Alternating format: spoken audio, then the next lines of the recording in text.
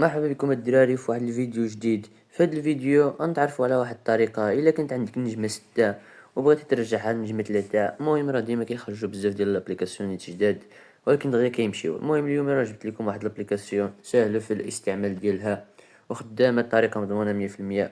المهم اول حاجه كنمشيو عند بلاي ستور بهذه الطريقه، من بعد كنمشيو عند البحث هكا، كنقلبوا على جي تي تونيل برو في بي ان.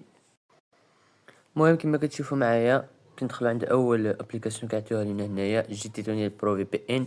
مورا ما كنديروا التحميل ديالها كنديروا اوبن، كنحلوها بهذه الطريقه. كتبان لينا هذه الواجهه بهذا الشكل. كنجيو عند هذا الخيار الاول كنختاروا فيه اوتو سيليكت سيرفر. من بعد كنختاروا هاد انوي نجمه 6، كنلقاوه هنايا في الاسفل. تقدر تجي هنايا تكتب انوي بهذا الشكل هذا. كنختار هذا ديال 2025. من بعد كدير ستار بحال هكا. اول حاجه كيتاكد كيبقى هاد الكونتور هذا كيتزاد شويه حتى يوصل 4 سكون. كيتاكد من الاي بي ديالك كلشي. المهم الا لقيتي ما خدامش ولا شي مشكل، راه تعرف بلي المشكل في الاي بي ديالك.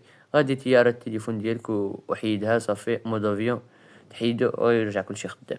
خاصك تشوف هاد المبين هنايا في الفوق كيطلع بهذا الشكل هذا، كيطلع وكيكون هذاك الاحمر فيه، يعني راه خدام. والسلام عليكم، كنشكركم على المشاهدة، حتى الفيديو الجاي ان شاء الله.